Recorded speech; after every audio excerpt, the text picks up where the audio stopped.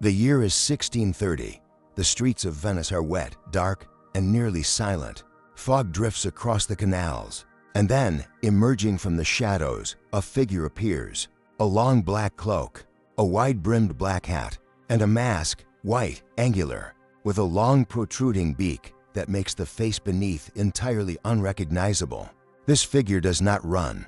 It does not panic.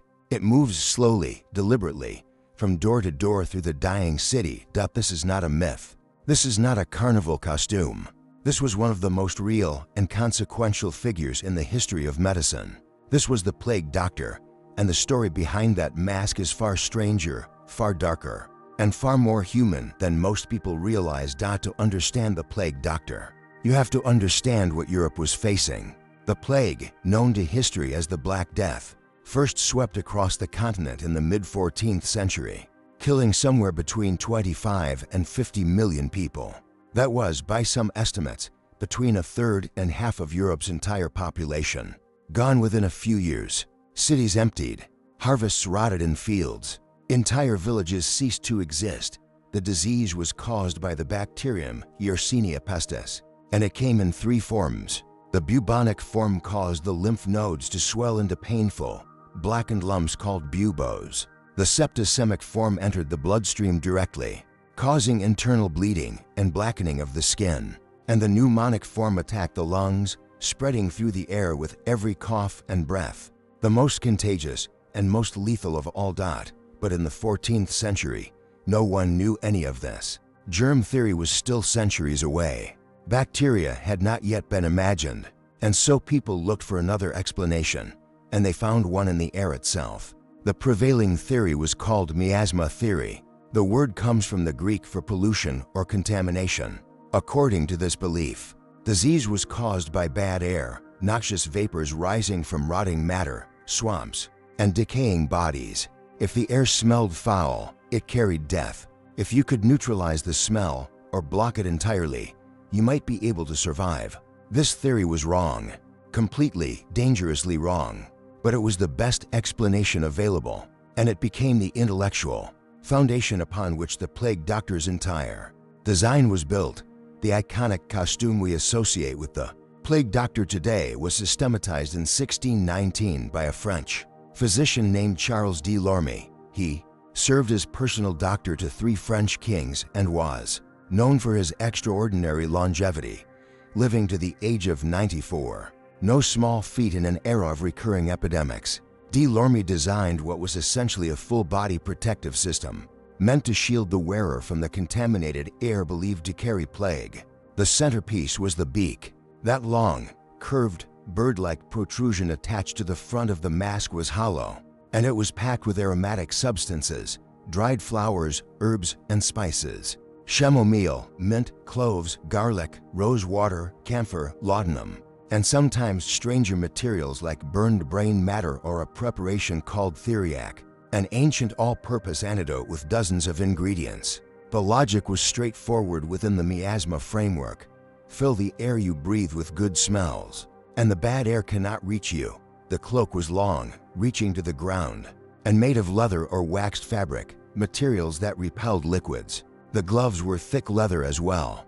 The hat was wide-brimmed and dark, and over the eyes, the mask held small round lenses of glass, sometimes tinted red or yellow, giving the wearer an unsettling, insectoid gaze. Finally, there was the cane.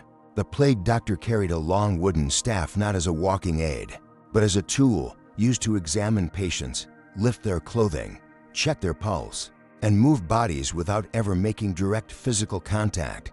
Taken together, this costume was the 17th century's most sophisticated attempt at what we would today call personal protective equipment. It looked terrifying. It was designed to save lives. Now, who actually wore this costume? Who became a plague doctor? The answer is both sobering and quietly heroic. Most experienced physicians refused the role. The work was extraordinarily dangerous, the pay was often modest, and the risk of dying was enormous. Many plague doctors did in fact die from the disease they were trying to treat. Because of this, cities often had to negotiate contracts with younger, less experienced physicians, barber surgeons, or in some cases, people with no formal medical training at all.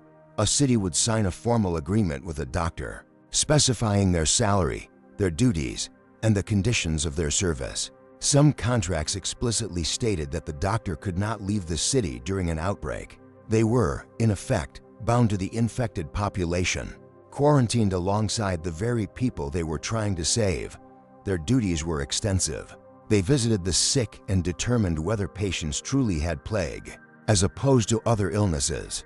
They reported their findings to city officials. They performed autopsies on the dead, a task requiring a particular kind of nerve. They witnessed wills and legal documents, since a city in crisis still had to function. And they oversaw quarantine measures, directing the isolation of infected households. It is worth pausing on that word, quarantine. Venice was one of the first cities in the world to implement formal quarantine protocols. Beginning in the 14th century, ships arriving at Venetian ports were required to anchor offshore and wait before anyone could disembark, first for 30 days, a period called Trentino, and later extended to 40 days. The Italian word for 40 is quaranta. That is where we get our word quarantine. The system was imperfect, enforced unevenly, and based on flawed scientific reasoning. But the core instinct, isolate the sick to protect the well, was correct, and the plague doctor was the visible human face of that system. Here is where honesty demands we pause and ask a harder question. How much of this actually worked?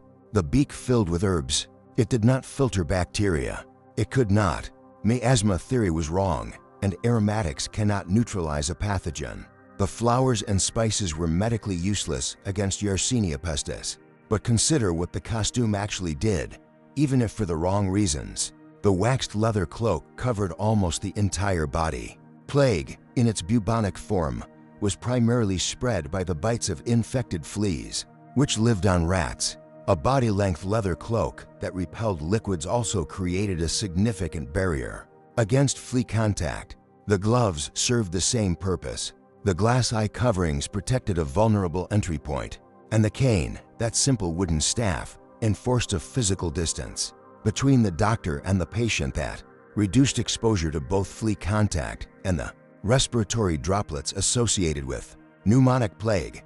The plague doctor's costume did not work for the reasons its designers believed, but it worked, at least partially, for reasons they could not yet understand. This is not an unusual story in the history of medicine. Humanity has often stumbled toward the right answer through the wrong door.